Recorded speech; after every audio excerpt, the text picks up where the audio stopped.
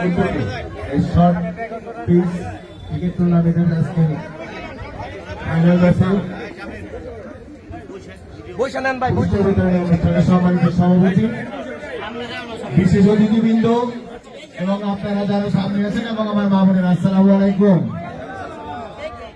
আমি ভাই অনেক বিএনপি নেতাদের নাম বলছে যারা প্রয়াত, যাদের অনেক অবদান আছে বিএনপিতে এই এলাকায়, কিন্তু 2 বছর 2জন মানুষের নাম মনে নাই। 2জন হলো, একজন হলো মুরহম জিন্নত আলী ভাই, একজন হলো আমাদের আসলে বিএনপি সভাপতি আজদর ভাই। সরি, আমি তো প্রকাশ করছি, জানি ভাই হয়তো মনে মনে শ্রীভক্ত টাইম হয়েছে। এই 2জন গুরুত্বপূর্ণ ব্যক্তির নাম বলে, 2জন 2 ইউনিটের সভাপতি ছিলেন এবং 2জনই সারা জীবন বিএনপির জন্য কাজ করেছে, বিএনপির আজকে দাঁড় করাই গেছেন। একজন ছাত্ররাজ্য থেকে বিএনপি দাঁড় ছিলেন, আরেকজন বিএনপি থেকে শুরু করছিলেন, যুবরাজনীতি বিএনপি দিয়ে শুরু করছেন নদালী ভাই। 2জনের আপনারা এবং যারা মারা গেছেন, যারা যেসব বিএনপি নেতা প্রয়াত হয়েছেন, তাদের সবাই কামনা করছি।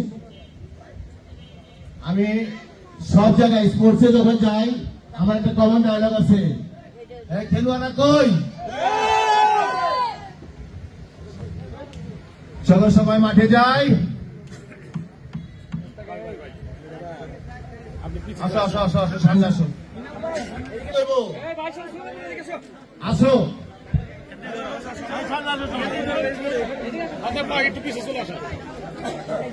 রেডি? খেলাধুলা বাড়াই বল, মাদক ছেড়ে মাঠে চল। খেলাধুলা বাড়াই বল, খেলাধুলা বাড়াই বল। আসুন সবাই, একদম সবাই যার যার অবস্থান থেকে আমরা মাদকের বিরুদ্ধে এই সাভারে আমরা কণ্ঠ তুলি, কথা বলি এবং মাদকের বিরুদ্ধে যুদ্ধ ঘোষণা করি।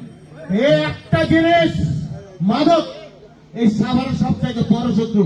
এই মাদক থেকে, যখন মাদক খায় পকেট থেকে শেষ হয়ে যায়, ঘরে চুরি করে, ঘরে চুরি করতে গিয়া যখন ঘরের লোকজন অ্যালার্ট হয়ে যায়, তখন কি করে? বাইরে বন্ধু বান্ধবকে চিন্তাই করে। এই চিন্তাটাই সাভারের সবচেয়ে বড় সমস্যা।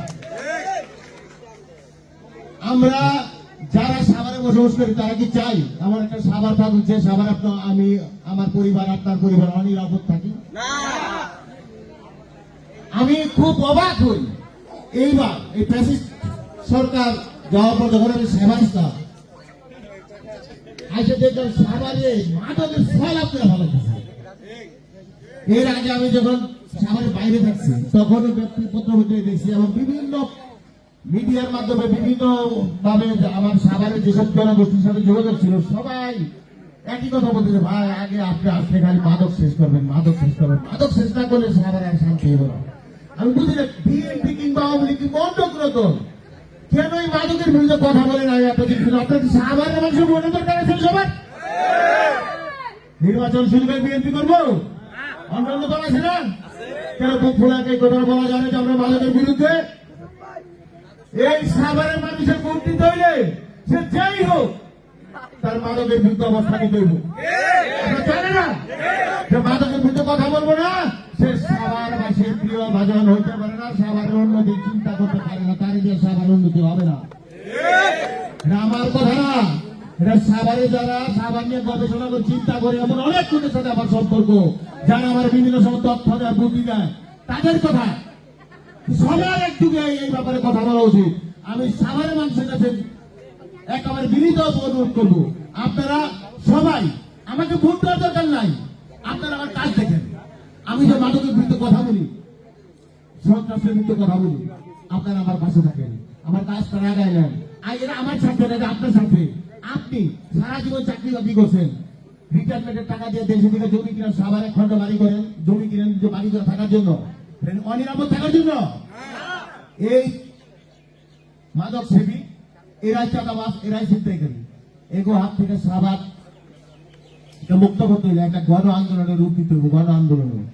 আর আমাদের নজর মামা যে কথা বললো যে অবহেলিত সাভার, আমার জানছি না সারা সাভার অবহেলিত। এই 34 বছরের পৌরসভায় সাভারে যেই রকম উন্নতি হওয়ার কথা, সেই রকম উন্নতি আমরা 20% পাই নাই। আমরা সুনাগরিক মহিলা এই উন্নয়ন না হওয়ার বিরুদ্ধে এতদিন আন্দোলন গড়ে তুলতে পারি না। কারণ সবাই মনে করি তার বিরুদ্ধে কথা বলুক, যে এরকম জুলুম নির্যাতন হয়, আজকে আমি বয়স শেষ করুক, কালকে আমার থানা পুলিশ ধরে নিয়ে যাবো। এখন আপনাদের একজন লোক হাইসা গেছে যে আপনাদের পক্ষে কথা বলার ভয় পাওয়ার কোনো কারণ নেই। যদি এরকম কিছু হয় সবার আগে আমি থাকবো, সবার আগে আমি থাকবো ইনশাআল্লাহ। একটা জিনিস মনে রাখেন, আপনি সাভারে থাকেন তো বুকে ধারণ করেন যে এই সাভার আপনার। আপনি থাকবেন না, আমিও থাকবো না, আমাদের সন্তানরা সাভার থাকবো, তাদের ভবিষ্যৎ নিরাপত্তার জন্য একটা সুন্দর সাভার গঠনের জন্য সবাইকে বয়স শেষ করতে হবে। এটা খানোর পয়সা টাকার সময় নাই। আপনি কথা বলবেন না, আমি এক দিনে এই সাভার পরিবর্তন করতে পারবো না, কিন্তু আমি পরিবর্তন করার জন্য সে পরিবর্তন করে দিব ইনশাআল্লাহ। তার জন্য আপনাকে সহযোগিতা দরকার, আপনাকে সমর্থন দরকার, আপনাকে বুদ্ধি দরকার, পরামর্শ দরকার। আপনি এমন একটা সাভার কি চান না যে সাভারে আপনি ঘর থেকে বের হয়ে যাবেন, চাকরিতে যান, ব্যবসা প্রতিষ্ঠান যেখানে যান, প্রয়োজনে যাবেন, আপনি রাত হয়ে গেছে 12টা 1টা, নিরাপদে সাভারে বাড়িতে ভিড়বেন, এমন সাভার চান না সবাই?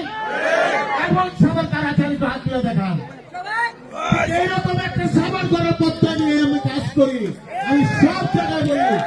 আপনারা, আমি এখনো বললাম অবশ্যই আমার ভোট দেওয়ার দরকার নাই, আপনারা আমার কাজ, আমার কর্ম যদি পছন্দ হয়, আমার কথাবার্তা যদি ভালো লাগে, আমাকে যদি ফলো করতে পারেন যে না আমি যে কাজ করতেছি আমার এই কাজ ভালো লাগে, তারপর তো আপনি ভোট পাওয়ার যোগ্য।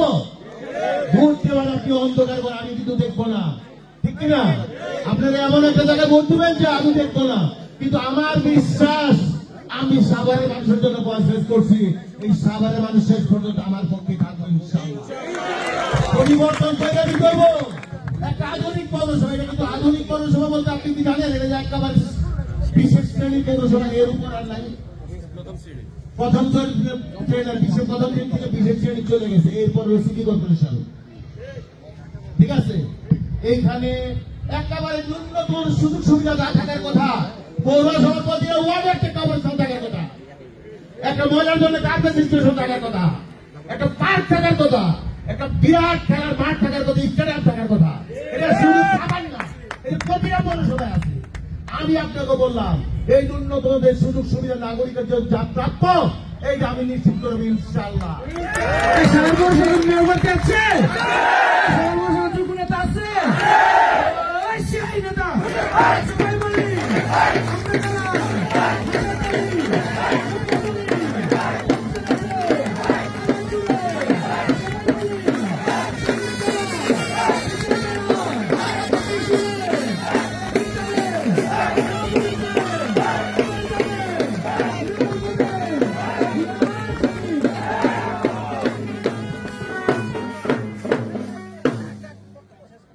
আমি মনে করি এই সাভারে আমার জন্ম, এই সাভারে আলু বাতাস, মাটি, পানি সব কিছু আমার দেহে মহান, আমার ভবনী তো আমার রক্ত আছে।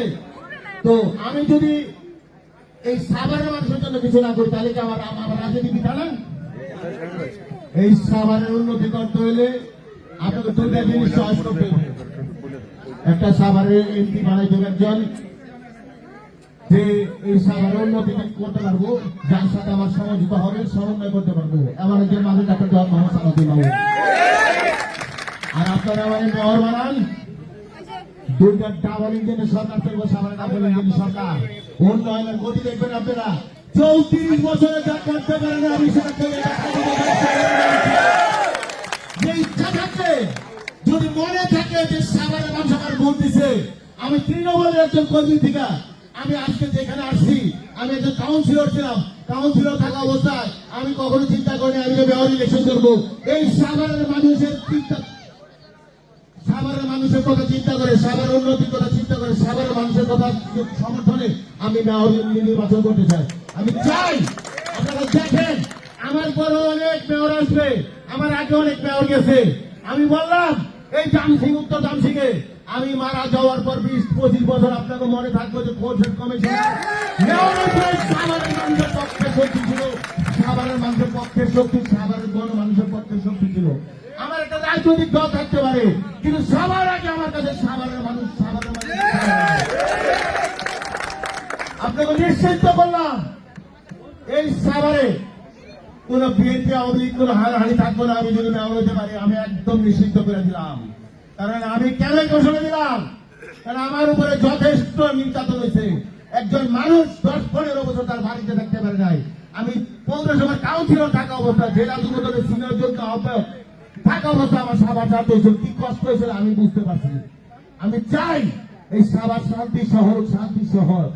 এই সাভারের 90% মানুষ শান্তিপ্রিয় মানুষ, তারা ভেদাভেদ হানাহানি চায় না। কি চান আপনারা? আমরা দল মত বিশেষে সাভারের শান্তিপূর্ণ একটা অবস্থান করতে চাই। আপনার আমার সাথে একমত? কিন্তু জুলাই আগস্টে যারা গুলি করছে তাদের কিন্তু কোনো ক্ষমা নাই। সাধারণ জনগণের আছে, তাদের সাথে কোনো আপোষের কোনো ক্ষমা নাই। কেউ যদি ক্ষমা করে তার কাছে পাওয়া যায় সে সাভারের গণদুশ্মন। এই গণদুশ্মনের পাশে আমরা কোনোদিন সাভারের মানুষ থাকুন না। ৭১টা ছেলে সাভারের বুকে রক্ত দিছে, আমাকে আজকে সাভারে থাকতে দিচ্ছে। আমরা কি তাদের হিসাবে ব্যবহার করতে পারবো?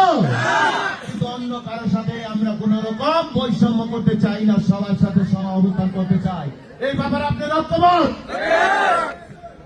এই সাভারের মানুষ যদি চায় সাভারে পাল্টা দেওয়ার জন্য, তাইলেই সম্ভব। আমি আপনাকে একটা কথা বলি, আমি 13.5 বছর কাউন্সিলর ছিলাম। আমি খুব কাছে থেকে সমস্যাটা দেখছি। একটু উদ্যোগ দরকার, একটু সাহস দরকার, আর মনোবল থাকা লাগবে, আর জনগণের পাশে থাকা লাগবে। আমি আপনাকে বললাম আমার ভোট দিয়ে মেয়র বানাই দিবেন, আপনারা পাশে থাকবেন না, তাহলে কিন্তু আমি যে ওয়াদা করছি এগুলা কিন্তু আমি সম্পূর্ণ করতে পারবো না।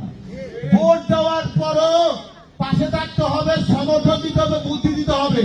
কারণ আমি যেসব প্রতিশ্রুতি দিছি জনগণের এই রাস্তাঘাটের কথা, অনেক খিপাচাপা রাস্তা সাভারে। আপনি দেখেন সাভার আরিচারুলের সাথে কানেক্টিভিটি যত রাস্তা আছে, একটা রাস্তা আপনি যানজট ছাড়া পাবেন না। 20 বছর আগে কি এরকম ছিল? আজকে এই অবস্থা। 20 বছর পরের অবস্থা কি? আমরা আগামী 30 বছরের পরিকল্পনা নিয়েছি, 30 বছর যাতে সাভারে যানজট না থাকে, ঠিক সেরকম একটা সাভার চাই। রিক্সারও দরকার আছে, কিন্তু এই খিপাচাপা রাস্তা সব রাস্তা ভাঙতে হইব। এই রাস্তা ভাঙতে গেলে কি জনগণের সমর্থন লাগবে না? আপনি যখন ভাঙে দিবেন আপনার ক্ষতি হবে, আমরা আপনার ক্ষতি জনগণের সমাধি দিয়ে দেবো, তারপরে রাস্তা ভাঙা বড় করতে হইব। কারণ এইরকম রাস্তা থাকলে আপনি বাসা অসুস্থ হবেন, বাসা থেকে বেড়ে হাসপাতালে যাইতে রাস্তায় যান জন্য মারা যাবেন। ঠিক এরকম কোন পৌরসভা চাই আমরা? এটা আধুনিক পৌরসভার জন্য যেই রকম পরিকল্পনা করা দরকার, যেই রকম চিন্তা ভাবনা করা দরকার, যখন আমাদের সাভারের বাইরে আসছে ওই সময়টা পয়সা আমি চিন্তা ভাবনা করছি। আপনারা দেখেন যে আমি আমার যে চিন্তা ভাবনা অন্যের সাথে মিলবো না, আমার প্রশ্ন কারো কমন করবো না। আমি একটা ভিন্ন রকম মানুষ, কেন আমি অন্তর থেকে চাইছি সাভারের উন্নয়ন, মন থেকে চাই সাভারের উন্নয়ন।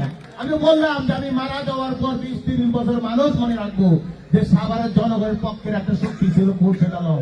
ঠিক সেই দিনের অপেক্ষা আছি, সেই দিন একটা সুস্থ সুন্দর নির্বাচনের মাধ্যমে সাভারের মানুষ তার অধিকার প্রতিষ্ঠিত করবে, তার মেয়র নির্বাচিত করবে। সেটা যদি আমি ছাড়া আমার চেয়ে ভালো করে ক্যান্ডিডেট থাকে, আপনার যদি মনে হয় যে তাকে দিয়ে সাভারের উন্নতি করা সব সম্ভব, আমিও সেদিন তার পাশে থাকবো, আপনাদের পাশে থাকবো ইনশাআল্লাহ। সেরকম করার প্রত্যয় নিয়ে আপনাদের সবাইকে আন্তরিক ধন্যবাদ জানিয়ে, বিশেষ করে শামীম এবং জীবন হাওলাদার সহ যারা আজকে এই খেলাটা পরিচালনা করছে, সবাইকে সবার কাছে ধন্যবাদ জানিয়ে আমি আমার সংক্ষিপ্ত বক্তব্য মাঠ হয়ে গেছে, মাঠ সিদ্ধান্ত আসে নাই। আচ্ছা, বলে গেছিলাম আমি কিন্তু এখানে বসা আমার সামনে বলছে এই মাটি থাকবো।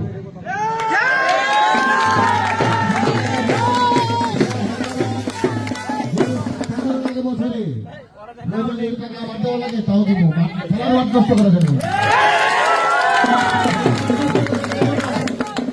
একদম। কারণ এই সাভারে খেলাধুলার মাঠ না থাকার কারণে কিন্তু মাদক সত্তা বাইরে গেছে, মাদক সুবিধা হয়ে গেছে। আমরা কি আর মাদকের জীবনে সারাদিন সারাক্ষণ আমি এইসব নিয়ে কাজ করি। তো অতএব মাঠটা মাঠের জায়গায় থাকবো। যদি আমার আত্মীয় হয় আমি আমার সাথে যোগাযোগ করলে আমি মাঠটা ধন্যবাদ সবাইকে। আসসালামু আলাইকুম।